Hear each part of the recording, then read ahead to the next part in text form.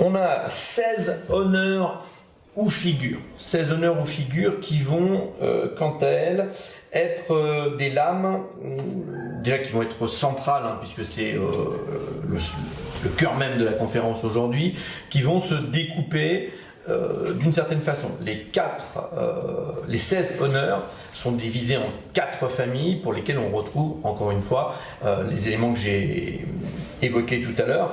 On a par exemple les honneurs liés à l'énergie des bâtons, on a les honneurs liés à l'énergie des épées, on a les honneurs liés à l'énergie des coupes, et enfin les 4 honneurs qui vont être associés à l'énergie des deniers. Cette structure, elle est fixe, ou presque. On a le cadre de la lame, hein, c'est la partie noire qui entoure chaque lame.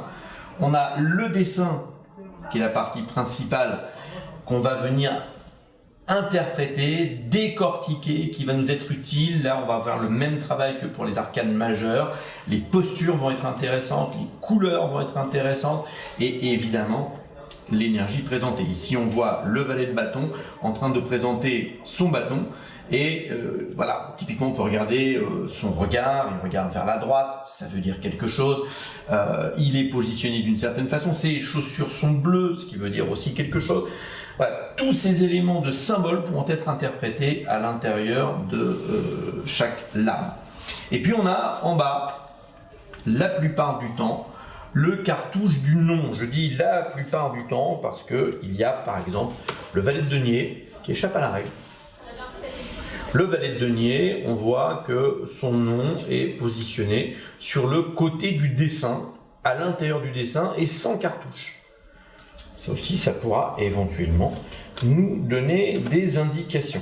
Je vérifie bien, mais oui, bien d'accord. C'est le seul des 16 arcanes mineurs, honneurs, figures à avoir son nom sur le côté de la lame et non pas dans le cartouche. Donc je disais qu'il existe 4 familles d'honneurs, une par énergie fondamentale du tarot.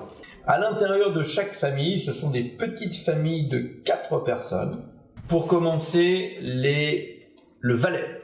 Le valet, ici le valet de denier.